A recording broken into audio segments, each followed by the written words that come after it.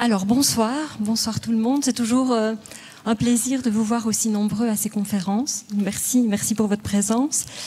Alors ce soir, on a encore beaucoup de chance, puisqu'on reçoit le docteur Laguesse, qui est chercheuse en neurosciences au Giga Neurosciences de l'Université de Liège, et qui va nous parler d'alcool chez le jeune.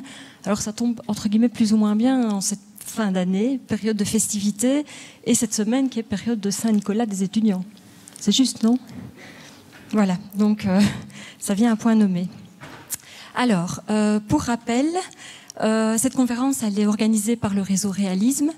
Donc c'est un réseau intersectoriel qui est axé sur le bien-être et la santé mentale des enfants, des jeunes, de leurs familles. Et on a des partenaires pour organiser ce cycle de conférences. Alors on a un partenariat qui est évidemment Réjouissance de l'Université de Liège, on a le GLS, on a OpenAdo et on a aussi les réseaux d'aide et de soins en termes d'assuétude. Alors il y a le RELIA et le RASAF. Alors je cherche du regard les coordinatrices qui sont là et là. Donc si vous avez des questions à leur poser, n'hésitez pas, elles sont à votre disposition une bonne partie de la soirée. C'est juste ?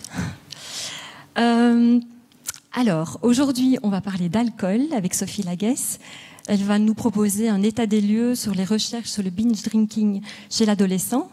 Et on clôturera cette intervention par également Jessica Boré, qui est coordinatrice donc, du RELIA, et qui va également nous prendre la parole donc, en fin d'intervention pour nous parler de réduction de risque en termes d'alcool.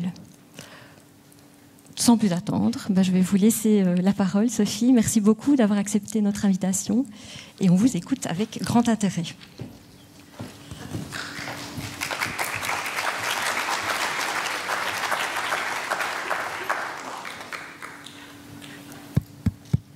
Bonsoir tout le monde. Merci pour l'introduction. Je suis très contente d'être avec vous ce soir pour parler d'alcool. Et comme on vous l'a dit, plus particulièrement du binge drinking d'alcool et ses effets sur le développement du cerveau. Alors, je suis chercheuse et aujourd'hui, j'ai voulu un peu sortir de l'ordinaire et vous emmener dans mon univers de la recherche fondamentale pour vous montrer comment et pourquoi on étudie les effets du cerveau, les effets de l'alcool sur le développement du cerveau. Je vais commencer par une question, peut-être pas si bête. Avez-vous une idée du nombre total de consommation alcoolique que vous prenez sur une année? Je vous laisse faire rapidement le calcul. C'est loin d'être une question piège. L'alcool fait partie intégrante de notre culture, comme celle de beaucoup de pays dans le monde. Et vous pouvez voir sur cette carte du monde la consommation moyenne d'alcool par an et par habitant dans le monde. Et comme vous vous en doutez, les Belges ne sont pas en reste, avec une consommation moyenne de 12 litres d'alcool pur par an, par personne, ce qui correspond environ à 1000 bières par personne. Alors les grands perdants de cette étude, c'est la Géorgie, par exemple, qui consomme plus de 17 litres d'alcool pur par an et par personne. Alors, vous savez tous également que l'alcool pose des problèmes tout au long de la vie. La consommation d'alcool pendant la grossesse peut conduire à des dommages au niveau du fœtus, notamment le syndrome d'alcoolisation fœtale, dont on aura l'occasion de parler à la fin de cet exposé. Durant l'enfance, un environnement familial alcoolique est malheureusement un fardeau pour beaucoup trop d'enfants. Ensuite, à l'adolescence et l'âge adulte, c'est le binge drinking d'alcool et l'addiction qui posent le plus de problèmes. Et puis plus tard dans la vie, s'ajoutent ainsi des atteintes à différents organes et des interactions médicamenteuses. Au cours de cet exposé, on va parler principalement d'addiction au cours de l'âge adulte, puis le binge drinking chez l'adolescent et ses conséquences à l'âge adulte, et on finira par quelques mots sur le syndrome d'alcoolisation fœtale. Alors, tout le monde le sait, l'alcool c'est mauvais pour notre santé. Mais mauvais à quel point ? Eh bien, une consommation excessive d'alcool va affecter de nombreuses parties du corps, de différentes façons. Il est responsable ainsi de l'apparition de cancer du foie, de l'œsophage, de la gorge, etc. Il est également toxique pour le cerveau, provoque des encéphalopathies, des troubles de mémoire, de concentration, des troubles psychologiques également, comme l'anxiété et la dépression, dont j'aurai l'occasion de parler. L'alcool agit aussi sur le cœur en induisant des maladies cardiovasculaires, hypertension, AVC, que des réjouissances. Le système digestif souffre également avec la trop célèbre cirrhose du foie ou les pancréatites. Et puis, moins connu, les parties intimes sont également touchées, ainsi que le système nerveux périphérique. Et tout ça, c'est sans compter les accidents de la route, les victimes de la violence. Et l'alcool représente en tout la 4e cause de mortalité dans le monde, avec 3 300 000 morts chaque année. Et on peut le répéter et le répéter, mais l'alcool au volant est la première cause de mortalité chez les jeunes. Alors, un des problèmes majeurs liés à la consommation d'alcool, c'est le développement d'une dépendance. L'addiction à l'alcool s'est définie comme une maladie chronique caractérisée par la perte du contrôle sur sa consommation d'alcool. Un alcoolique va boire plus que de raison, et cela en dépit des conséquences négatives, qu'elles soient économiques, sociales ou liées au travail. Dans notre pays, 1 personne sur 10 présente des difficultés à réguler sa consommation d'alcool. Malheureusement, les traitements disponibles sont peu nombreux puisque seuls 3 médicaments existent actuellement sur le marché. Et de plus, leur efficacité est relativement limitée puisque moins d'1 tiers des patients traités ne rechutent pas dans les 10 ans. Et puis, un problème majeur dans le traitement, eh bien, c'est le non-traitement. On estime que moins de 10% des patients alcooliques recherchent un traitement et sont efficacement traités. Alors la question centrale des recherches de mon équipe, c'est comment devient-on alcoolique ? Comment est-ce qu'une petite molécule comme l'alcool peut impacter le cerveau suffisamment fort que pour ne plus pouvoir refuser un verre d'alcool ou dans les cas les plus graves, ouvrir une bouteille chez soi à 10h du matin ? L'addiction à l'alcool, c'est une maladie extrêmement complexe qui a une composante génétique, une composante physiologique et environnementale. Et notre recherche s'intéresse principalement aux causes physiologiques, c'est-à-dire ce qu'il se passe dans notre cerveau. Alors justement, dans notre cerveau, que se passe-t-il devant un verre d'alcool ? Pour schématiser grossièrement la situation, on distingue 2 régions essentielles dans le contrôle de la consommation d'alcool. La première, c'est le striatum. Elle fait partie du système de la récompense. C'est une région primitive, basique, qui va rechercher le plaisir et façonner des habitudes. Le striatum, c'est un peu comme la mauvaise conscience, celle qui dira « bois ». À l'opposé, on retrouve le cortex préfrontal, qui est une région plus évoluée, qui permet de contrôler les pulsions et de prendre les bonnes décisions. Et vous l'aurez compris, le cortex préfrontal est en quelque sorte notre bonne conscience, celle qui permet de dire « non, je ne boirai pas ce verre ».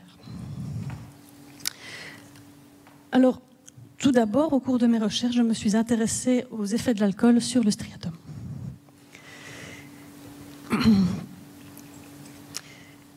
Voici donc une première étude de recherche dont le but était de déterminer le mécanisme d'action de l'alcool sur le striatum. Cette étude a été réalisée à l'Université de Californie, San Francisco, dans le laboratoire du professeur Dorit Ron.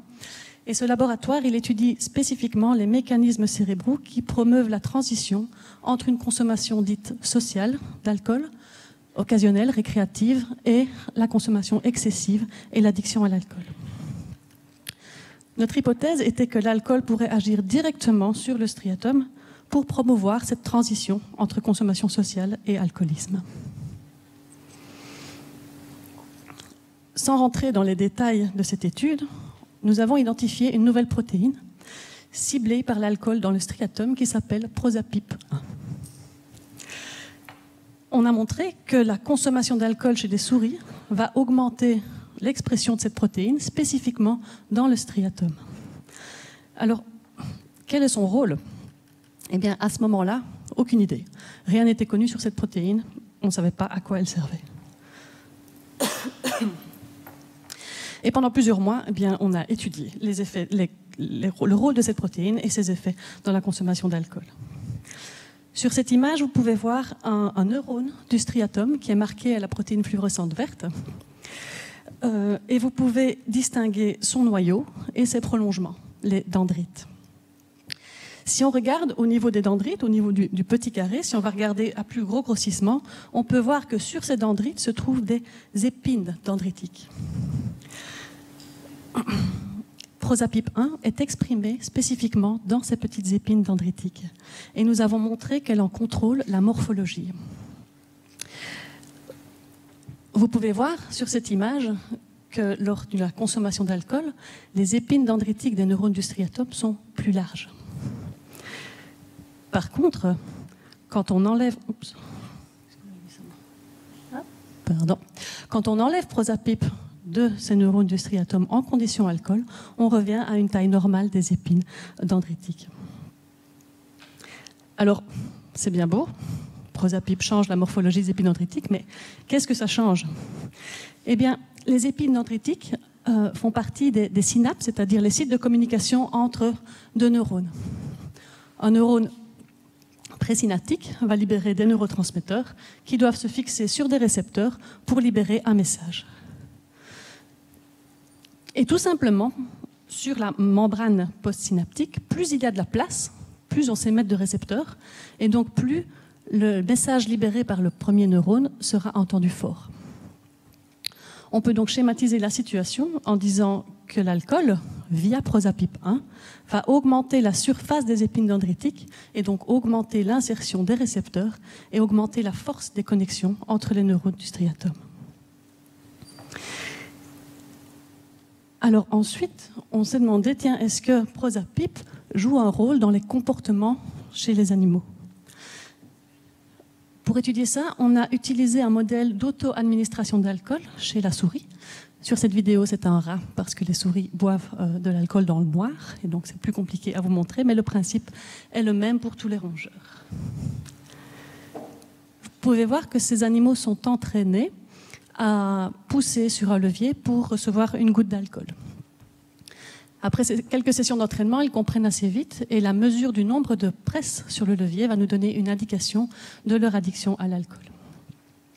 Ces animaux consomment volontairement de l'alcool, ils ne sont pas restreints en nourriture ou en eau.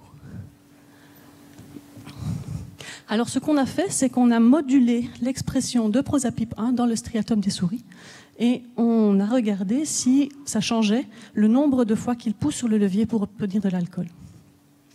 On a utilisé un virus synthétique qu'on injecte directement dans le striatum et qui permet de réduire l'expression de Prosapipe 1.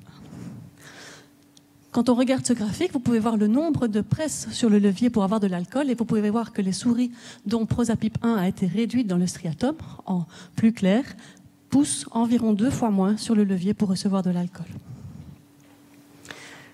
On a ensuite testé l'expérience inverse. Qu'est-ce qui se passe si on augmente Prosapipe 1 dans le cerveau, dans le striatum? Eh bien, cette fois, vous pouvez voir ces souris sont en bleu et vous pouvez voir qu'elles poussent sur le levier de plus en plus et beaucoup plus que les souris contrôle. Dans cette étude, on a donc pu conclure que l'alcool augmente l'expression de Prosapipe 1 dans le striatum des souris. Prosapipe va augmenter la taille des épines dendritiques, l'insertion de plus de récepteurs et va renforcer les connexions entre les neurones du striatum.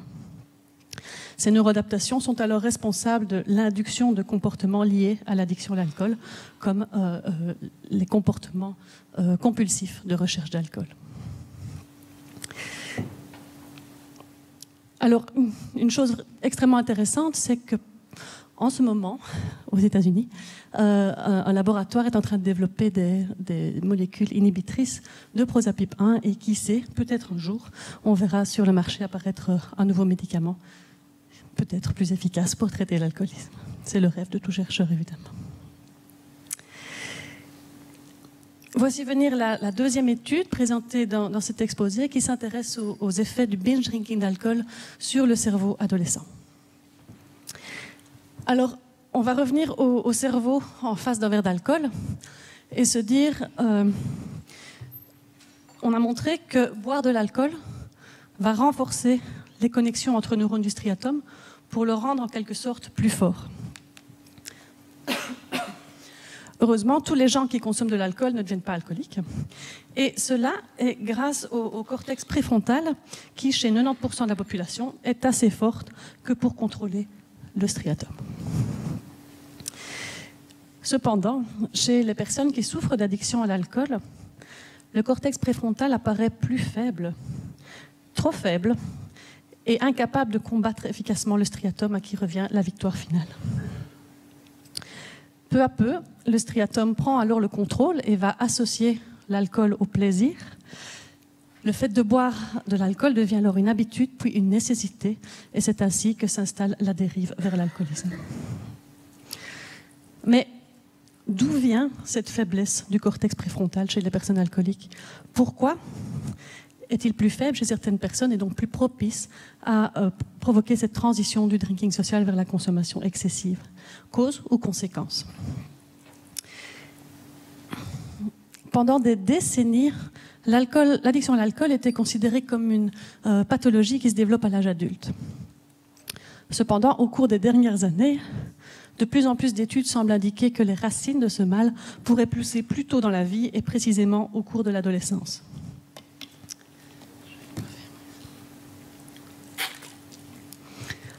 Pour vous donner un exemple, cette étude épidémiologique, réalisée sur plus de 80 000 personnes, a identifié une relation claire entre l'âge du premier verre d'alcool, peu importe la quantité, un verre, une gorgée ou une bouteille, et le risque de développer une dépendance alcoolique à l'âge adulte. Ainsi, consommer de l'alcool avant l'âge de 13 ans augmente de 47% le risque de dépendance alcoolique à l'âge adulte. À 15 ans, ce risque passe à 38%, 25% à 17 ans, et il n'est plus que de 9% lorsque la première consommation d'alcool est réalisée après 21 ans. Une deuxième étude, plus récente, est tout aussi interpellante. Cette étude a été réalisée sur 33 000 Américains nés entre 1950 et 1970 et classés en deux groupes. Ceux qui étaient autorisés légalement à consommer de l'alcool avant 21 ans et ceux qui n'ont pu en consommer légalement qu'après 21.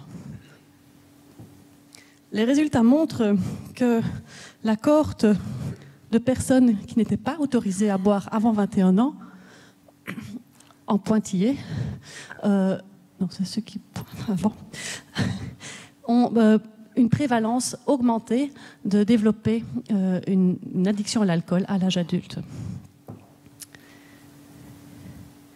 Et pourtant, les adolescents consomment régulièrement de l'alcool. On estime que 40% des élèves du secondaire consomment de l'alcool au moins 2 fois par semaine. Mais ce qu'il y a de plus interpellant encore que les quantités d'alcool que les ados boivent, c'est leur mode de consommation. On estime que 27% des adolescents pratiquent ce que l'on appelle le binge drinking, c'est-à-dire la consommation d'au moins 5 verres d'alcool en moins de 2 heures pour les hommes, 4 verres pour les femmes. Et quand j'entends verre, j'entends unité d'alcool, c'est-à-dire un verre de bière standard, un verre de vin standard ou 2 centilitres de whisky. Le but du binge drinking, je ne vous apprends rien, être sous le plus vite possible pour profiter des effets désinhibiteurs de l'alcool et faciliter les interactions sociales. Alors le binge drinking d'alcool, il est particulièrement dangereux car il amène à des niveaux d'intoxication élevés qui entraînent les conséquences malheureuses qu'on connaît tous, mais également une grande toxicité pour le cerveau. Alors est-ce qu'on peut dire que l'alcool, et particulièrement le binge drinking, est plus dangereux pour les adolescents que pour les adultes ? Eh bien, la réponse est oui, tout simplement parce que leur cerveau n'est pas encore mature. Après la naissance, le cerveau continue à maturer jusqu'à l'âge de 20 ans environ. Sur cette image, les parties en bleu sont les parties matures. On peut voir que le cerveau, il ne mature pas n'importe comment. La maturation commence par l'arrière du cerveau et finit par les parties frontales. Et le cortex préfrontal, qui est situé juste derrière notre front, c'est la dernière partie du cerveau à devenir mature. Et devinez quoi? Son pic de maturation a lieu précisément au cours de l'adolescence. Le cortex préfrontal est le siège des fonctions exécutives, attention, communication, contrôle des émotions, action dirigée vers un but. Il est un centre intégrateur, c'est-à-dire qu'il reçoit des informations internes, souvenirs, émotions, et il va les associer à d'autres informations qui viennent de l'environnement. Tout ça pour envoyer une réponse motrice adaptée en fonction de sa situation. Quand on y pense, cette immaturité du cortex préfrontal chez les adolescents, elle explique en grande partie les caractéristiques typiques de la crise d'adolescence avec une difficulté à prendre des décisions, un comportement impulsif, rechercher des risques. Et quelque part, on peut se dire que si les adolescents sont si compliqués et prennent toujours les mauvaises décisions, mais ce n'est pas entièrement de leur faute, mais également un peu celle de leur cortex préfrontal immature. Et ensemble, les comportements à risque des adolescents et cette immaturité de cette région cérébrale les rendent plus vulnérables que les adultes au danger de l'alcool. Alors, sur quoi porte notre recherche ? Eh bien, des études chez l'homme ont suggéré que l'abus d'alcool pendant l'adolescence pourrait augmenter le risque de développer une dépendance à l'alcool à l'âge adulte et également d'autres troubles psychologiques associés comme les troubles d'anxiété ou de dépression. Mais les mécanismes par lesquels l'alcool agit sur le cerveau pour favoriser le développement de ces troubles psychologiques ne sont pas bien compris. L'hypothèse sur laquelle nous travaillons est que l'alcool, et spécialement le binge drinking d'alcool pendant l'adolescence, pourrait interférer avec la maturation du cortex préfrontal, le rendant plus faible à l'âge adulte et donc favorisant la transition vers l'alcoolisme et les maladies psychiatriques associées. Alors, pour étudier cela, on utilise un modèle de binge drinking sur des souris adolescentes. Alors, pourquoi des souris ? Le cerveau humain est beaucoup plus grand et plus complexe que le cerveau d'une souris. Et vous pouvez voir à l'échelle sur cette image, tout en haut à gauche, le cerveau humain, tout en bas à droite, le cerveau de souris. Et pourtant, ces deux cerveaux sont organisés de la même manière. Et le cortex préfrontal chez la souris présente une similarité au niveau structurel et fonctionnel. Alors le grand avantage des souris, c'est leur homogénéité. Dans un échantillon de laboratoire, il y a très peu de différences génétiques entre les souris et pas du tout de différences environnementales, ce qui nous permet d'étudier uniquement les effets physiologiques de l'alcool sur le cerveau. De plus, contrairement aux humains, les souris ne présentent pas de consommation multiple, tabac, autres drogues, etc. Et pour toutes ces raisons, nous avons décidé d'étudier les effets du binge drinking d'alcool à l'adolescence sur la maturation du cortex préfrontal et sa fonction à l'âge adulte. Alors les résultats qu'on obtient par ces recherches peuvent, dans une certaine mesure, évidemment, être extrapolés à la situation chez l'humain. Alors, nos souris, elles consomment volontairement de grandes quantités d'alcool, sans y être forcées, sans restriction de nourriture ou d'eau. C'est un modèle qu'on appelle boire dans le noir, puisque les souris sont des animaux nocturnes et donc elles sont plus actives la nuit et consomment l'alcool pendant la nuit. Alors, nos souris, elles ont accès à une solution d'alcool 20% pendant 4 heures par jour, pendant 10 sessions au cours de l'adolescence, qui chez la souris est relativement courte, entre le jour postnatal P29 et P40. Ce modèle mime en quelque sorte une situation chez l'humain où les adolescents binge drink 3 fois par semaine entre 14 et 18 ans. Vous pouvez voir sur ce graphique la consommation d'alcool de ces souris. Et on peut voir, on remarque assez vite que les femelles en orange consomment plus d'alcool que les mâles en bleu. Alors les chiffres exprimés en grammes d'alcool par kilo de souris, ça ne veut pas dire grand-chose comme ça, mais si on regarde la concentration d'alcool dans le sang de ces souris, on peut voir qu'elles sont comprises entre 100 et 200 mg par décilitre, et donc dépassent largement la limite légale d'alcool au volant, et correspond aux valeurs définies du binge drinking chez l'humain. Et pour faire le parallèle, on peut dire que ces souris consomment la même quantité qu'un humain qui boirait une demi-bouteille de vodka en 2 heures. Alors, on a étudié les conséquences du binge drinking à l'adolescence sur le comportement de nos souris, soit à court terme, à la fin de l'adolescence, soit à long terme, à l'âge adulte. Donc ces souris, elles boivent uniquement pendant l'adolescence et elles sont testées soit à l'adolescence, soit à l'âge adulte, après 40 jours d'abstinence. Donc on essaie de modéliser des humains qui binge drink 3 fois par semaine entre 14 et 18 ans et on les teste à 19 ans ou à 35 ans. On a comparé la façon dont se comportent les souris alcoolisées par rapport à celles qui n'ont bu que de l'eau et on a évalué leur niveau d'anxiété, leur niveau de dépression, les performances cognitives, la flexibilité et l'addiction. Tous ces comportements dépendent en partie ou majoritairement de la fonction du cortex préfrontal, et donc analyser ces comportements, ça va nous donner une idée de la qualité de fonctionnement du cortex préfrontal. Alors comment est-ce qu'on analyse les niveaux d'anxiété chez une souris? Eh bien, on utilise un test de comportement qui s'appelle le labyrinthe en croix surélevée. Et sur ce dispositif, vous pouvez voir 2 bras du labyrinthe sont ouverts et 2 bras sont fermés. Alors, la souris est naturellement curieuse et donc elle est tiraillée entre l'envie d'explorer son environnement dans les bras ouverts et la peur des prédateurs qui lui dit de rester dans les bras fermés. Et très simplement, finalement, plus une souris est anxieuse, plus elle va passer de temps dans les bras fermés, là où elle se sent protégée.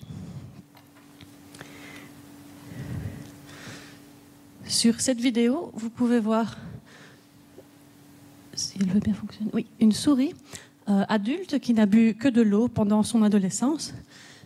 Et vous pouvez la voir explorer son environnement dans les bras ouverts, dans les bras fermés. Et nous, ce qu'on mesure, c'est le temps que chaque souris passe dans les bras ouverts et les bras fermés et le nombre de fois qu'elle rentre dans chaque compartiment. À la fin de l'adolescence, on n'observe pas de différence entre les souris alcool et les souris contrôle. Par contre, quand on étudie ces souris à l'âge adulte, la situation est beaucoup plus inquiétante. Si on regarde une souris adulte qui a consommé de l'alcool à l'adolescence, on peut remarquer qu'elle va beaucoup moins oser s'aventurer dans les bras ouverts. Elle préfère rester cachée dans les bras fermés et in fine, va y passer beaucoup plus de temps que les souris contrôle. Sur ce graphique, vous pouvez voir les résultats finaux de nos tests. C'est que si le binge drinking d'alcool n'a pas de conséquences sur l'anxiété des souris à court terme, il diminue fortement le temps passé dans les bras ouverts et donc induit le développement à long terme de problèmes d'anxiété. Ensuite, on a étudié les comportements dépressifs grâce à un test qu'on appelle le test de la nage forcée.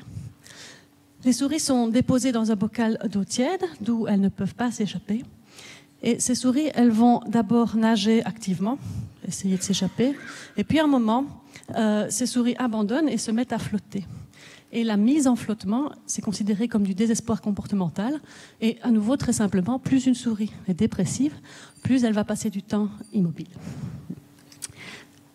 Je tiens à préciser que les souris ne se noient évidemment pas. Ce test ne dure que quelques minutes et à aucun moment les souris n'ont la tête sous l'eau.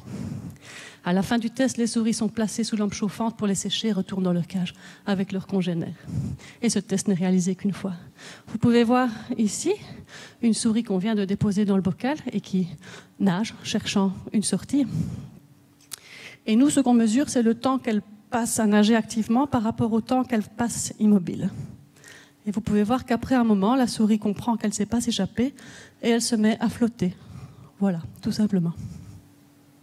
Plus une souris est dépressive, plus vite elle va s'immobiliser et plus longtemps elle va rester immobile.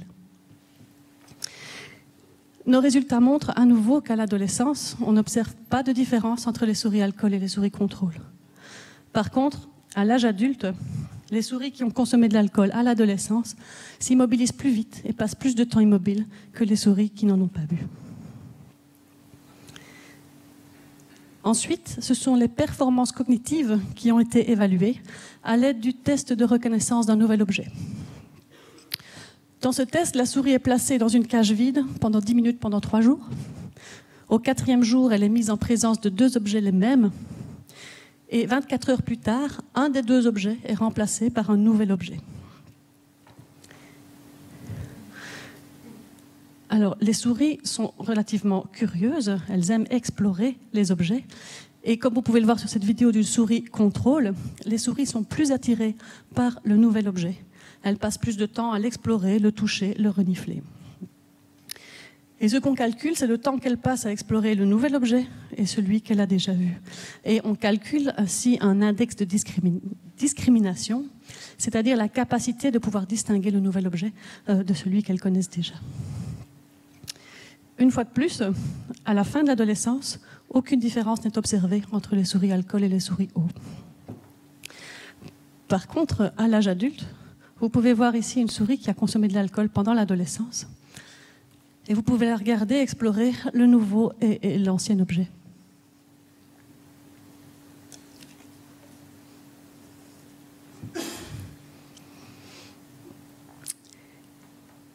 Et on se rend compte que ces souris, eh bien, elles passent à peu près le même temps à explorer les deux objets, comme si elles avaient oublié celui qu'elles avaient déjà rencontré 24 heures plus tôt. Ces résultats suggèrent que la consommation d'alcool à l'adolescence va altérer à long terme les performances cognitives des souris. Ensuite, on a testé la flexibilité, et c'est un comportement qui dépend presque uniquement du cortex préfrontal.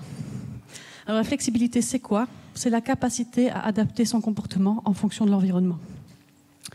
Un exemple de flexibilité, c'est ce qu'on appelle le test de désapprentissage. Alors, ce test, il se fait dans un labyrinthe très spécial, qui s'appelle le labyrinthe de Barnès. C'est une plaque en plexiglas d'1 mètre de diamètre, placée à 1 mètre du sol et percée de 20 trous. On dispose d'une petite boîte noire qui se fixe sur un des trous et qui permet à la souris de trouver refuge dans cette boîte sombre où elle peut se cacher et se sentir en sécurité. Pendant plusieurs jours, on va apprendre à la souris à retrouver l'endroit où est cachée la boîte. Alors les souris, elles recherchent naturellement la boîte car elles n'aiment pas être exposées en pleine lumière. Son instinct lui dit de trouver une cachette le plus vite possible. En plus, dans ce test, les lumières sont assez fortes et je vous épargne le son, mais on a de la musique très forte et très désagréable. Et vous pouvez voir que naturellement, la souris, la première fois qu'elle voit ce labyrinthe, eh bien, elle suit son instinct et elle va se cacher dans la petite boîte qu'elle n'a même pourtant jamais vue, mais elle s'y sent mieux. Alors, on leur apprend à trouver la position de la boîte de plus en plus vite, 2 fois par jour pendant 5 jours. Et une fois que la leçon est bien apprise, la boîte va changer de place pour étudier le désapprentissage. Donc la boîte passe du rond rouge au rond vert, l'ancienne position, la nouvelle position, et la souris, elle va devoir désapprendre l'ancienne localisation de la boîte pour pouvoir apprendre la nouvelle.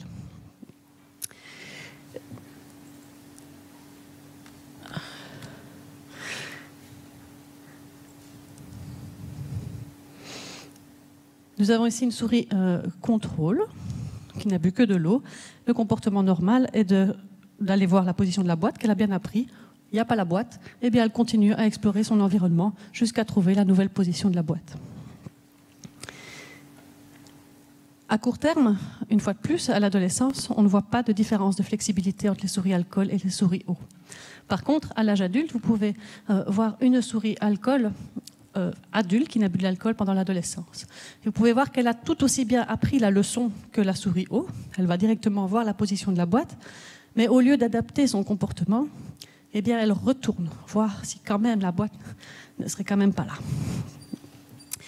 Et ça, c'est un comportement de non-flexibilité, de persévérance, qui est typique d'un mauvais fonctionnement du cortex préfrontal. Et ce que nous, on mesure, c'est le temps qu'il faut aux souris pour s'échapper. Et vous pouvez voir que les souris alcool, en rouge, mettent presque 2 fois plus de temps que les souris eau pour retrouver la nouvelle position de la boîte. De nouveau, ce désapprentissage se fait pendant 10 sessions, pendant 5 jours, 2 fois par jour. Et on peut voir que la persévérance persiste malgré les apprentissages successifs. Sur cette vidéo, c'est une souris eau qui est testée. Vous pouvez voir qu'à la fin de la dernière session d'apprentissage, la souris a bien désappris la première localisation et connaît la nouvelle très bien. Maintenant, voici une souris adulte au même état d'avancement qui, malgré les entraînements, continue, persévère à aller voir l'ancienne position de la boîte et présente donc des difficultés de désapprentissage. Enfin, le dernier test que nous avons réalisé, c'est un test d'addiction à l'alcool qui est appelé le choix entre 2 bouteilles. Et vous pouvez voir sur cette vidéo le dispositif utilisé pour tester le niveau d'addiction d'un rongeur. Cette vidéo montre un rat, pas une souris, à nouveau pour les mêmes raisons.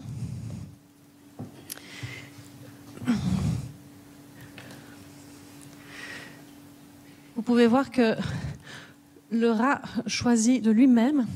Donc il y a 2 biberons, un biberon d'alcool, un biberon d'eau. Vous pouvez voir que sans y être forcé, le rat va binge-drinker réellement l'alcool.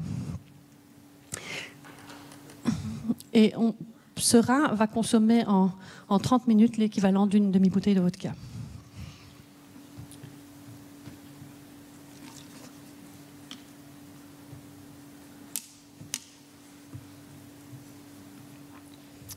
Ici, on teste simplement la position d'un test de contrôle.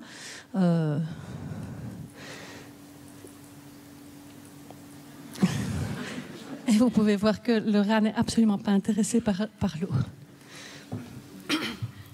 Donc, on a mesuré la quantité d'alcool et d'eau consommée par nos souris à court terme et à long terme. À court terme, de nouveau, pas de différence, mais à long terme, on voit que les souris qui ont consommé de l'alcool à l'adolescence vont consommer plus d'alcool que celles qui n'ont bu que de l'eau. Alors, si on fait un récapitulatif des résultats obtenus, on observe qu'à court terme, après la dernière session d'alcool, à la fin de l'adolescence, on n'observe aucun déficit comportemental clair chez les souris qui ont consommé de l'alcool à l'adolescence. Par contre, lorsque ces souris sont testées à l'âge adulte, on observe que celles qui ont été alcoolisées pendant leur adolescence présentent des niveaux d'anxiété plus élevés, des comportements dépressifs, une diminution de leur performance cognitive, un défaut sévère de flexibilité comportementale et une augmentation des comportements d'addiction. Il apparaît clairement dans ce modèle de souris que le binge-drinking d'alcool pendant l'adolescence va modifier insidieusement le fonctionnement du cortex préfrontal et va amener à des déficits comportementaux qui ne se déclarent qu'à l'âge adulte, quand c'est trop tard.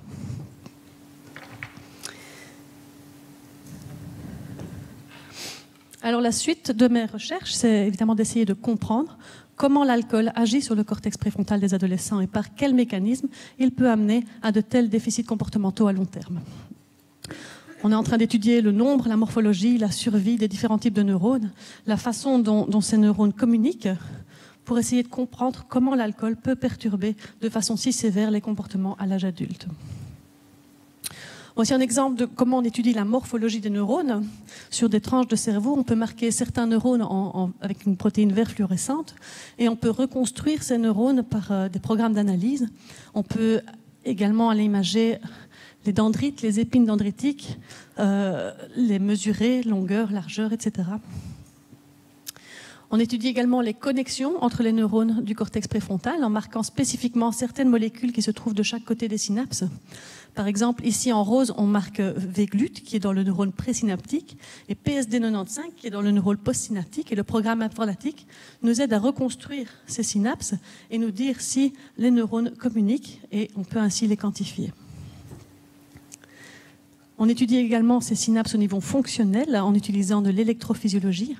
Et concrètement, on utilise une microélectrode dans un neurone et on mesure les courants électriques. Et de cette façon, on a déjà pu montrer que les neurones du cortex préfrontal de souris qui ont été alcoolisées pendant l'adolescence, en rouge, eh bien, elles envoient plus de courant spontané que celles qui n'ont bu que de l'eau. Enfin, on va également étudier les connexions entre le cortex préfrontal et les différentes régions du cerveau avec lesquelles il interagit préférentiellement. Et on utilise un micro-PET scan, dont le principe est assez simple en soi. On utilise un glucose marqué radioactivement, et plus une région du cerveau fonctionne, plus elle va utiliser du glucose. Et donc plus elle va accumuler de la radioactivité qu'on mesure. Ensuite, les analyses mathématiques vont nous permettre d'identifier quelles régions liées au PFC sont plus ou moins actives dans le cerveau des souris adultes et adolescentes. Et avec ceci, il est temps de passer à la dernière partie de cet exposé, où on va revenir encore un peu plus tôt dans le développement du cerveau, au niveau de l'embryon, cette fois pour rapidement discuter des effets de l'exposition prénatale à l'alcool sur le développement du cortex.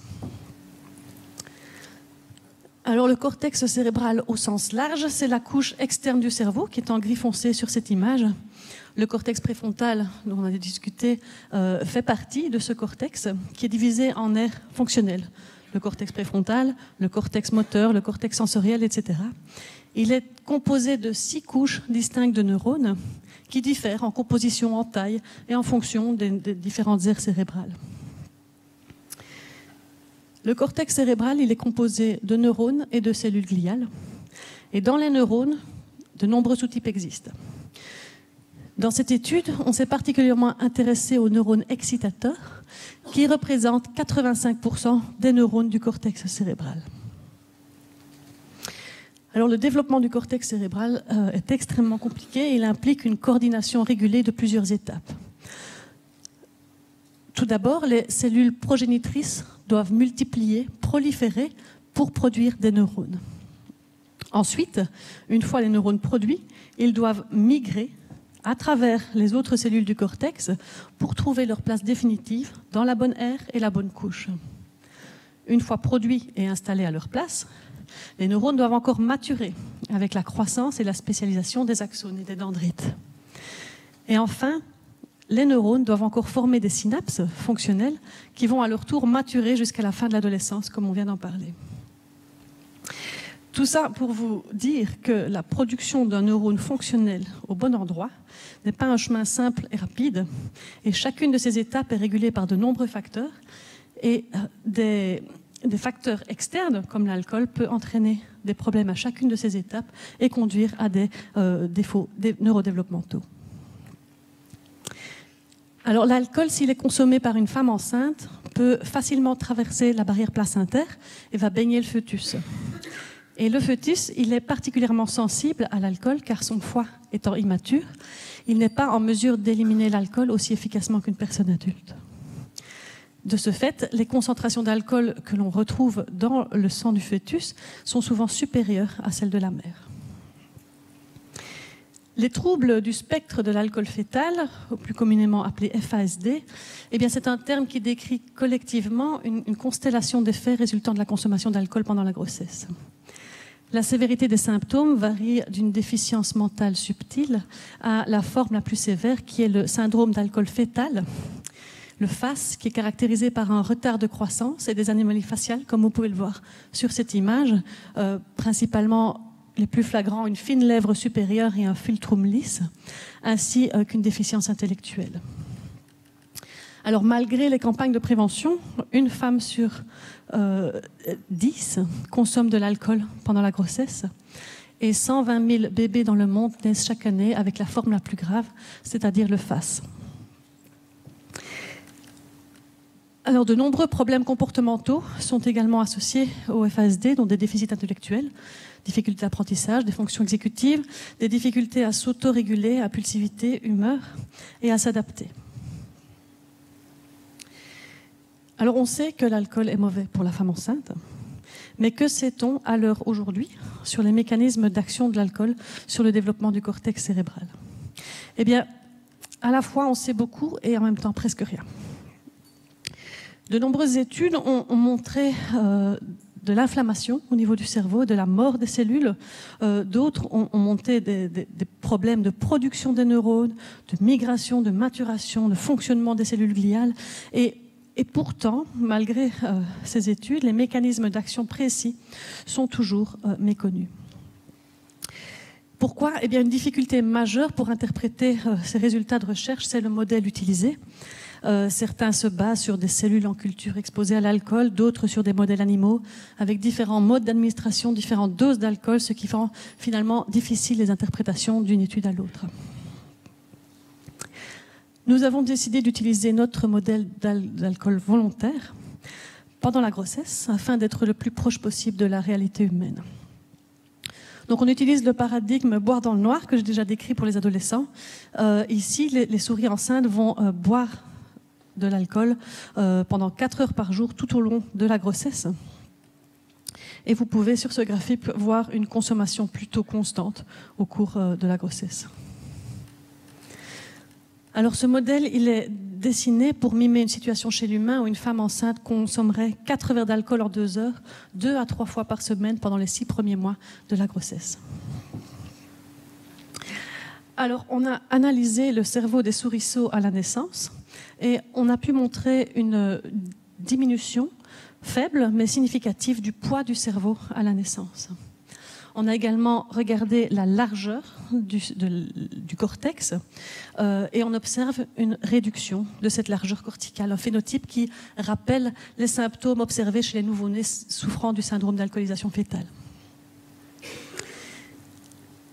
Alors, chez les patients qui souffrent de FASD, parmi de nombreux symptômes cliniques, on observe des déficits sensoriels, comme des défauts de sensibilité tactile, par exemple, que l'on pense être dus à un problème au niveau du cortex somatosensoriel.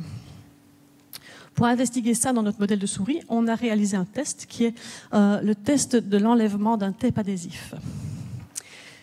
C'est assez simple comme principe. Un morceau de tape adhésif est placé sur les deux paumes des pattes avant de la souris et la souris est déposée dans la cage et on observe le temps qu'elle met à se rendre compte qu'elle a un tape sur les pattes et le temps qu'elle met à l'enlever. Le temps de contact va nous donner une information sur l'état de sa sensibilité tactile, tandis que le temps qu'elle met pour enlever les deux morceaux de tape nous donnera des informations sur la dextérité. Comme vous pouvez voir sur ce graphique, les souris qui ont été exposées à l'alcool prénatalement, en mauve sur ce graphique, eh bien, elles ont besoin de plus de temps pour se rendre compte qu'elles ont un TEP au cours de 4 sessions sur 4 jours consécutifs. Et elles ont également besoin de plus de temps pour enlever ce TEP. Et ça suggère non seulement un problème de sensibilité tactile, mais également de dextérité, des problèmes de sensorimoteur. Alors pour confirmer ces résultats, on a réalisé une version différente du test du nouvel objet dont je vous ai déjà parlé. Ici, les deux objets sont identiques visuellement, même couleur, même forme, mais elles sont différentes au toucher. Un des deux objets est recouvert de papier à poncer gros grain et l'autre de papier à poncer faible grain.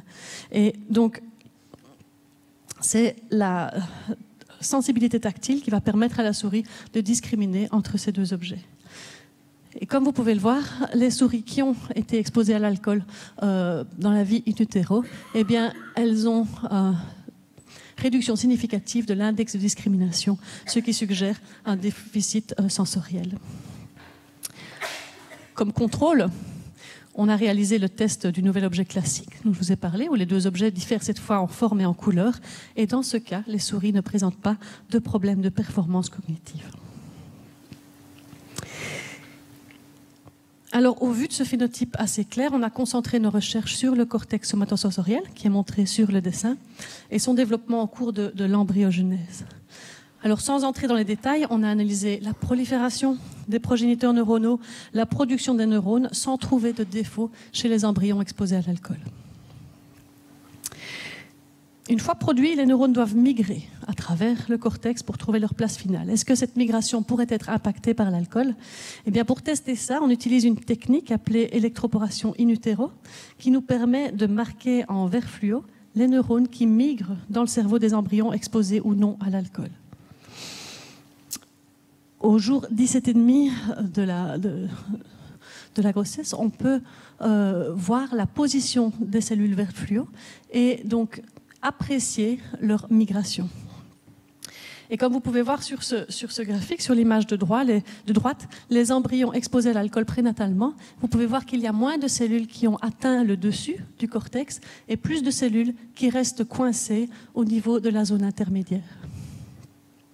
Et ça suggère un défaut de migration, un retard de migration des neurones du cortex somatosensoriel. Alors pour aller un peu plus loin, on a utilisé une technique de time-lapse et donc ça permet de filmer en live la migration des neurones. Et sur ce film, on peut voir... Pourquoi ça ne marche pas? On ne veut pas le voir.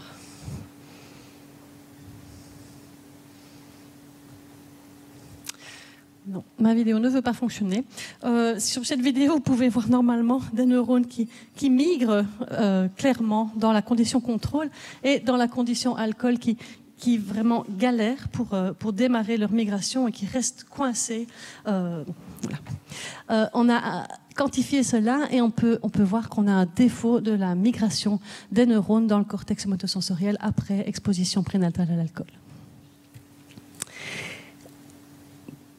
Pour aller un peu plus loin au niveau mécanistique, on a analysé spécifiquement le contenu des neurones qui migrent moins bien dans le cortex somatosensoriel. Et pour résumer grossièrement la situation, on a trouvé un gène qui s'appelle NR2F1 et qui apparaît à peu près 2 fois plus exprimé dans les neurones des cerveaux alcool par rapport au cerveau contrôle.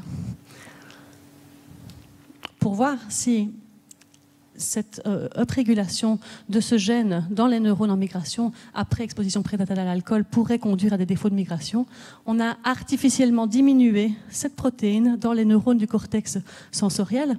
Et vous pouvez voir donc sur la partie de gauche une situation contrôle, sur la partie du milieu une situation en condition d'alcool où les cellules sont coincées dans la zone intermédiaire et n'arrivent pas à migrer vers le haut du cortex. Et vous pouvez voir que supprimer cette protéine NR2F1, eh bien, ça nous permet de récupérer une migration normale.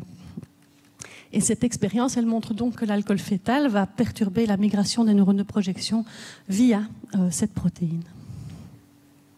Alors pour finir cet exposé, je voudrais vous parler brièvement de ce qu'on appelle les mini-cerveaux, donc les organoïdes cérébraux humains. Alors pourquoi ? Parce qu'il est souvent difficile de transposer les résultats de la recherche obtenus en modèles animaux chez l'homme. Et ces mini-cerveaux peuvent vraiment nous y aider. Alors tout commence avec une colonie de cellules souches induites. Et donc en fait, elles viennent d'un morceau de peau d'un patient qu'on met en culture dans une petite dish et on utilise un cocktail de virus synthétiques pour induire dans ces cellules des gènes de pluripotence et donc les rendre à nouveau souches. Ces cellules peuvent alors se différencier en plusieurs tissus, dont du cerveau, des os, et du sang ou différents organes. Ensuite, avec les bonnes conditions de culture, cette colonie de cellules peut donner naissance à un organoïde cérébral, un mini-cerveau, après environ 20 jours. Donc tout ça pour dire qu'à partir d'un bout de peau du patient, on est capable maintenant de différencier ces cellules et d'en faire des mini-cerveaux primitifs. Alors je ne vais pas aller dans les détails de cette expérience car elle n'est pas totalement finie, mais je voulais vous montrer à quoi ça ressemble un organoïde et voir comment on peut étudier la migration des neurones dans ces conditions. Et l'idée évidemment c'est de les mettre en présence d'alcool et de voir si l'alcool va modifier la migration des neurones. Alors sur cette image, les images de droite, vous pouvez voir les neurones. Ce sont les cellules blanches et les cellules vertes qui partent en fait du centre de la rosette et qui migrent vers l'extérieur. Et avec cette technique, on peut mesurer la migration des neurones dans des réplicas de cerveau humain. Et je m'arrête ici. Merci à tous pour votre attention.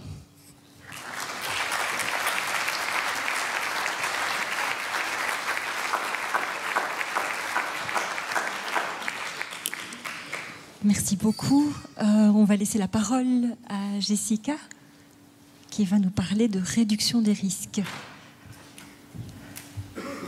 Merci. Et je vous propose, après l'intervention de Jessica, de procéder aux questions-réponses.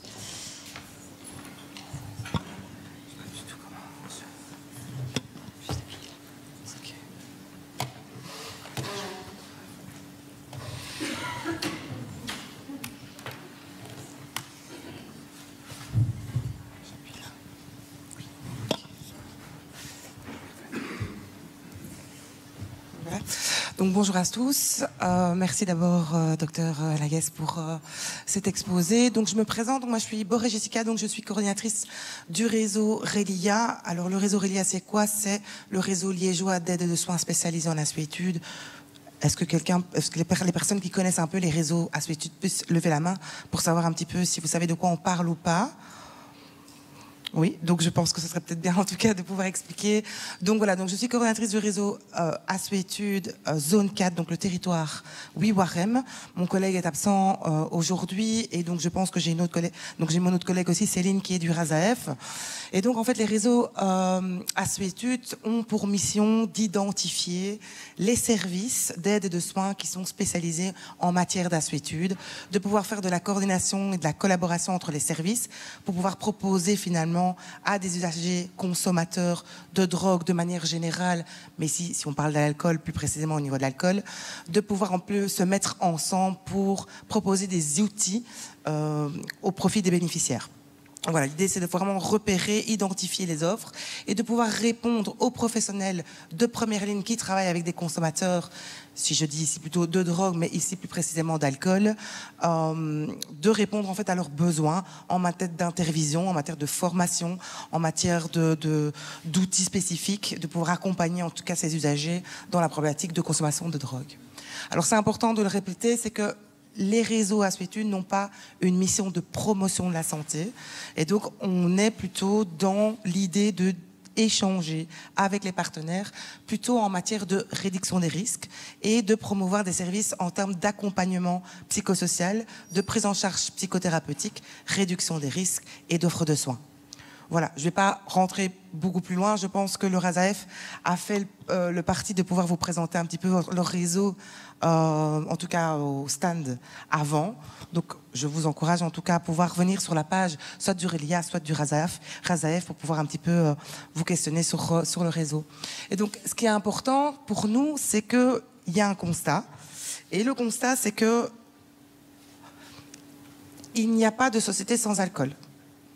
Que le risque zéro en matière d'alcool n'existe pas, et encore moins chez les jeunes en milieu festif, et qu'une information objective n'est pas incitatrice. Alors, je le précise parce qu'en effet, ce sont des visions complètement différentes en fonction d'une personne à une autre. Alors, beaucoup de personnes disent, oui, mais il est quand même fainéant, celui-là. Hein.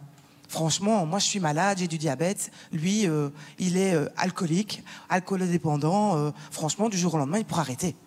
Ou qu'est-ce qu'il a besoin? Est-ce qu'il a besoin finalement de consommer de l'alcool, etc. Donc c'est l'idée de se dire, donner une information claire ne veut pas spécialement dire que parce qu'on donne une information, le jeune, si on parle vraiment du jeune ici, à l'heure actuelle, va consommer plus ou va être incité à consommer. Donc ça c'est vraiment super important. Et donc c'est ce départ de constat qui fait que ce constat-là amène à la réduction des risques. Alors, excusez-moi, je fais sur les deux en même temps.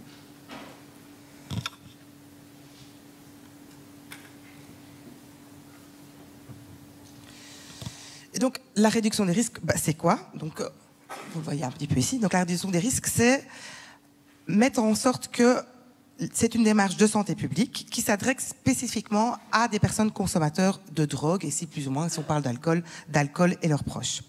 L'ambition, c'est de pouvoir promouvoir la santé, le bien-être, la citoyenneté du consommateur, préserver la santé et le lien social des usagers. Donc, ce qu'on remarque beaucoup chez les personnes alcoolodépendantes ou chez les jeunes qui consomment, c'est le fait que quand ils consomment, c'est pour faire du lien social. Je pense que le docteur Laguesse a expliqué là tantôt l'idée de plaisir, de consommation de plaisir ou excessif. C'est un peu là-dedans qu'on est en matière de consommation d'alcool. La réduction des risques, c'est une intervention complémentaire à la prévention de la santé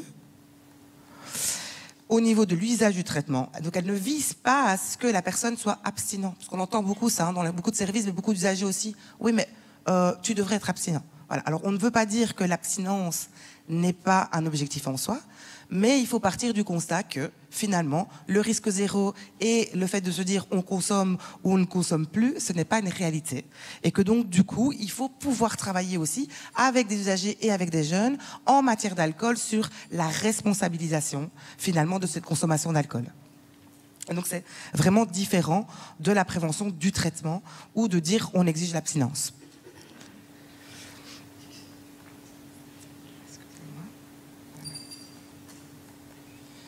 Et donc, ce qui signifie évidemment qu'elle donne donc la responsabilité à la personne de se dire, ok, j'ai reçu une information claire en matière de consommation d'alcool. Et donc, quand je me rends chez les jeunes, si on parle de consommation d'alcool chez les jeunes, quand je me rends dans un milieu festif, c'est de pouvoir se dire, ok, j'y vais en étant responsable, en sachant quelles sont les difficultés que je peux avoir, en sachant qu'il y a peut-être des choses qu'il faut que je mette en place avant de me dire, ok, je sors en soirée et donc je fais la fête sans responsabilité et en se disant, je me dédouane un petit peu du reste.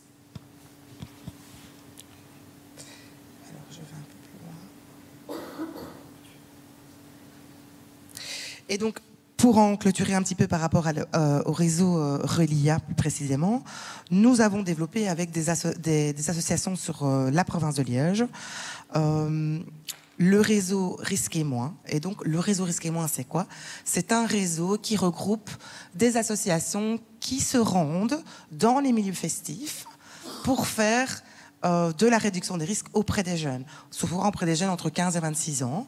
Et donc, ils proposent... Alors, je viens un petit peu ici. Alors, c'est pas le bon PowerPoint, c'est pas grave. Je vais... Excusez-moi. Je vais repartir sur le mien. C'est pas grave, c'est pas le bon PowerPoint, je suis désolée. Je crois que je me suis trompée dans les deux PowerPoints, c'est pas très grave. Et donc... ces messages de réduction des risques, c'est pouvoir promouvoir chez un jeune consommateur le fait de venir sur des stands dans ces événements pour pouvoir promouvoir finalement la réduction des risques. Pas la prévention, je dis bien. Hein. Donc prévention, réduction des risques, c'est pas la même chose. Et donc promouvoir des messages de réduction des risques en matière d'alcool. Et donc, on peut arriver... Donc, je vais revenir tout de suite alors sur mes messages de réduction des risques du coup. Voilà. Et donc, nous avons un membre du personnel d'une des associations qui va venir tenir le stand de réduction des risques, par exemple, je dirais, aux Ardentes, parce que dernièrement, il y a eu les Ardentes, donc voilà. Donc, le réseau Risque et Moins s'est présenté au niveau des Ardentes et donc a essayé d'échanger avec les jeunes sur la réduction des risques. Donc, c'est quoi? C'est pouvoir distribuer des brochures en matière de produits, que ce soit sur l'alcool, le cannabis. Ça peut aussi aller plus loin sur les kits de sniff aussi, quand c'est nécessaire. Donc, ça peut paraître parfois un petit peu dur et brut de se dire, bah tiens, on informe et on donne une brochure sur la cocaïne ou l'héroïne. L'idée, c'est de pouvoir de nouveau réduire le risque. Donc, on repart du constat une société sans drogue n'existe pas. Et donc, l'idée, c'est de pouvoir informer, outiller les jeunes sur qu'est-ce que c'est de manière responsable pour pouvoir envisager une consommation à moindre risque. Voilà. Je propose d'avoir des questions après parce que je vois certaines têtes et donc ça suscite des questions. J'y répondrai juste après si vous le souhaitez. Voilà. Et donc, en matière d'alcool précisément au niveau des jeunes, voilà quelques messages de réduction des risques qu'on peut proposer à nos jeunes ou aux parents qui peuvent proposer à leurs jeunes avant de sortir. La première étant d'alterner les boissons alcoolisées et non alcoolisées. Voilà. Je pense que c'est déjà un premier message de réduction de risque à pouvoir donner à son jeune entre 15 et 26 ans. Là, je pense que c'est plus les jeunes, quoiqu'à 22 ans, peuvent aussi l'entendre. La deuxième, c'est de boire lentement, évidemment. De manger, donc soit avant, soit pendant, parce qu'évidemment, ça diminue les effets soudains de l'alcool.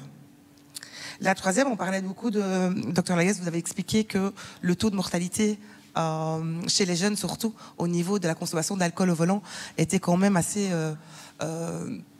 explosif, j'aurais envie de dire.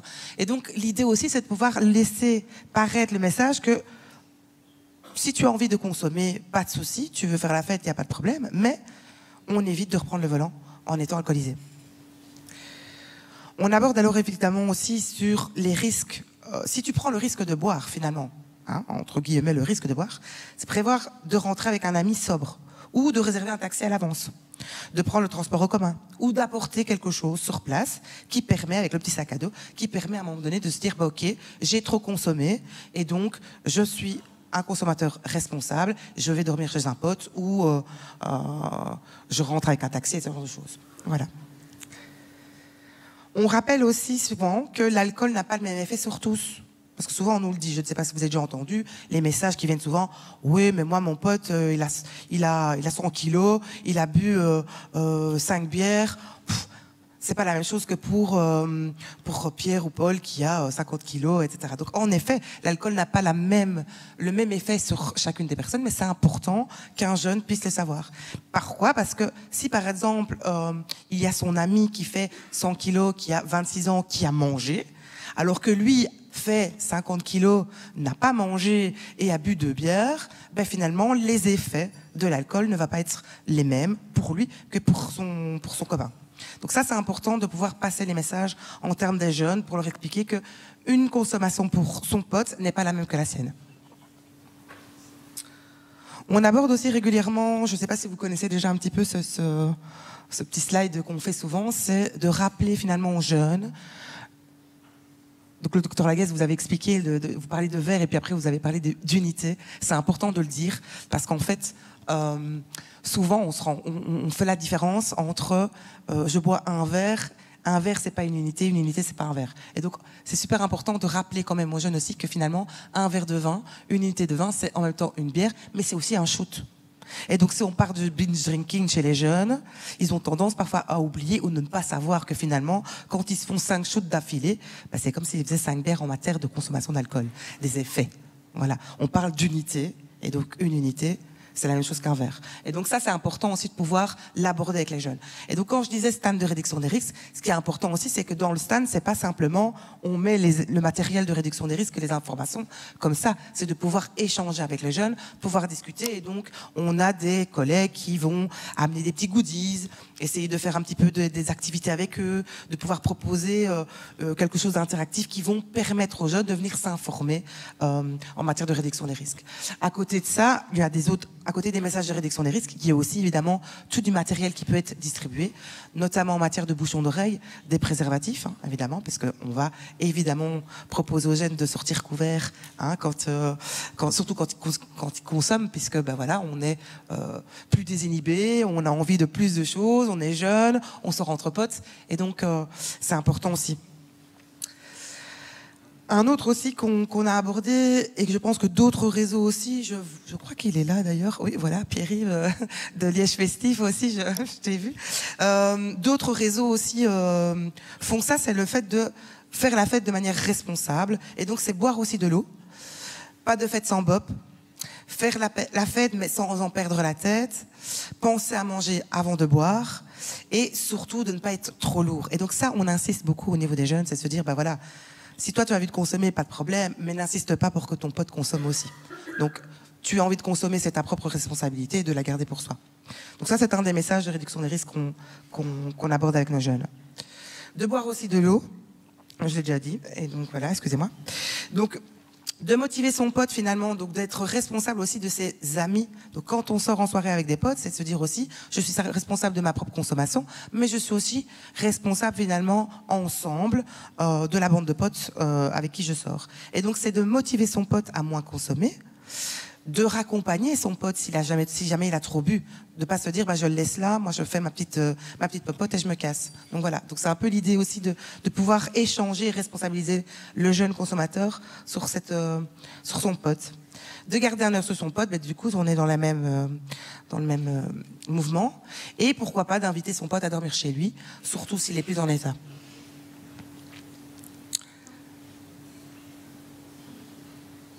Alors l'idée aussi, c'est de se dire, bah, quand on fait la fête, sois attentif aux autres. Si un de tes potes a beaucoup bu ou a fait un bad trip ou au niveau du binge drinking, n'hésite pas à appeler les services d'urgence. Parce qu'on se rend compte aussi que pas mal de jeunes n'appellent pas les urgences. Pourquoi ? Parce que papa, maman, qu'est-ce qu'ils vont dire ? Qu'est-ce qui va se passer ? Oui, mais bon, il dort sur la table. Oui, mais bon, ça va aller. On va pas. Les flics vont peut-être arriver. Enfin voilà, on entend un peu pas mal de mots comme ça. Mais donc c'est quand même important. Et donc nous on rappelle aux jeunes, notamment dans ces centres de réduction des risques, que il vaut mieux prévenir et contacter les services d'urgence ou demander ou à un responsable ou à un autre pote de le faire, plutôt que de laisser finalement son pote endormi à moitié inconscient sur la table. Et donc on rappelle évidemment les numéros d'urgence à faire. Voilà. Je pourrais dire encore beaucoup de choses sur la réduction des risques, seulement je n'avais pas envie de prendre toute la place non plus. C'était un exemple de message de réduction des risques. Il y en a encore beaucoup d'autres qu'on peut amener, notamment en matière de drogue. Donc je vous ai expliqué, donc on peut aussi aborder des jeunes par rapport à des kits de sniff, à l'échange de seringues, et d'autres choses. Mais là, je pense que c'est pas le sujet aujourd'hui, et sinon on risque de partir dans d'autres choses. Je voudrais juste savoir si vous avez un peu est-ce que vous êtes un peu au courant de cette notion de réduction des risques ? Est-ce que ça vous parle, oui ou non ? Et donc, je voulais voir un petit peu si ça vous parlait, en fait, cette notion de réduction des risques, si vous trouvez ça cohérent, surtout si on parle de binge drinking en matière d'alcool. Voilà, j'avais envie d'un peu savoir un peu quelles étaient un peu vos représentations par rapport à ça. L'idée du réseau RELIA et du RASAF, quand on a discuté avec le docteur Laguesse et le réalisme, c'était de se dire, OK, à l'issue de cette conférence, c'était de se dire, ok, l'alcool, on sait tous, c'est mauvais, c'est pas bon, mais l'idée, c'est pas spécialement de faire que de la prévention aussi, c'est de pouvoir réduire les risques sur base du constat que j'ai dit au départ. Et donc de se dire, finalement, à un jeune de 15-16 ans, lui dire, tu vas pas aller faire la fête et tu vas pas fêter la fin des examens, c'est pas très cohérent. Voilà. Et donc, est-ce que la prohibition de l'alcool est la meilleure chose ou pas? Ça, c'est les valeurs personnelles de chacun.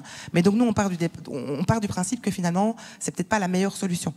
Que c'est l'une d'entre elles, que c'est clair qu'elle cause la mort, qu'elle cause des cancers, qu'elle a beaucoup d'effets sur du long terme, surtout à l'âge adulte, mais de se dire que finalement, responsabiliser le jeune à sa consommation d'alcool est tout aussi important finalement que la prévention ou que de parler d'abstinence. Voilà. Et donc c'était important de pouvoir compléter un petit peu cette conférence sur des messages moins scientifiques, parce que je suis loin d'être loin d'être psychiatre, d'être un médecin, etc. Mais donc c'était quand même une idée de pouvoir un peu aborder ce sujet de réduction des risques. Voilà, c'est la petite touche finale. Si vous avez des questions par rapport à la réduction des risques ou ce qui se fait, je peux y répondre sans souci. Voilà, merci à vous.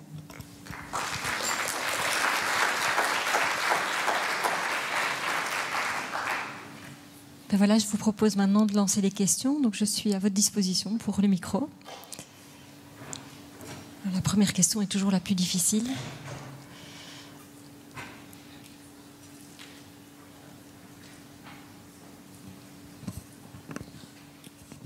Bonjour, Jean-Pierre Stas dans un CLPS à Verviers. Je suis venu avec ceci.